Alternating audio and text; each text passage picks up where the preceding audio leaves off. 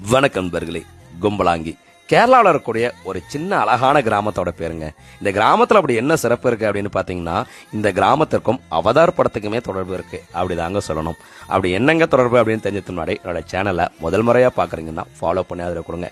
ஏன்னா நாங்கள் நிறைய டிராவல் கண்டென்ட்லாம் போடுறோங்க. இந்த 2026 நீங்கள் நிறைய பயணம் பண்ணணும்னு பிளான் இருக்கும். அந்த பிளானுக்கு ஏற்ற மாதிரி நாங்கள் நிறைய டிராவல் கண்டென்ட்லாம் போடுறோம். அது உங்களுக்கு ரொம்பவே பயனுள்ளதாக இருக்கும். மறக்காமல் ஃபாலோ பண்ணி உங்கள் ஃப்ரெண்ட்ஸுக்கு ஷேர் பண்ணுங்க. ஓகேங்க, கொம்பலாங்கிக்கு வருவோம். கொச்சின்ல, அதாவது கேரள மாநிலம் கொச்சின்ல இருந்து 8 கிலோமீட்டர் தொலைவில் ஒரு 20 நிமிடம் பயணத்தில் வந்தால் இந்த கிராமத்தை அடைஞ்சிடலாங்க. இந்த கிராமத்தோட சிறப்பே இங்கே சுற்றி இருக்கிற தண்ணி தாங்க. அதாவது ஆறு கடலோடு போய் சேர்ற இடங்க. இந்த நன்னீர் வந்து கடலோடு சேர்ற இடங்க.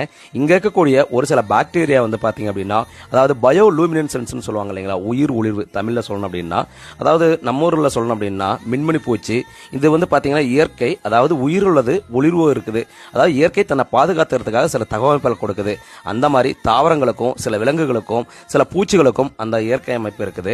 அந்த மாதிரி இங்க இருக்கக்கூடிய இந்த கும்பலாங்கியில் இருக்கக்கூடிய இந்த கடல், அதாவது நன்னீருக்குள்ள இருக்கக்கூடிய இந்த பாக்டீரியா மார்ச் மாசத்துல இருந்து ஏப்ரல் மாசம் வரைக்கும் நைட்டு 12 மணிலிருந்து 1 மணி வரைக்கும் அதாவது ஒளிர்வு தன்மையுடையது. அதாவது நம்ம இந்த அவதார் படத்தெல்லாம் பார்த்துருப்பீங்களா, கை வச்சா ப்ளூ கலரா மாறும். அந்த மாதிரி இந்த கிராமத்துல இது நடக்குங்க.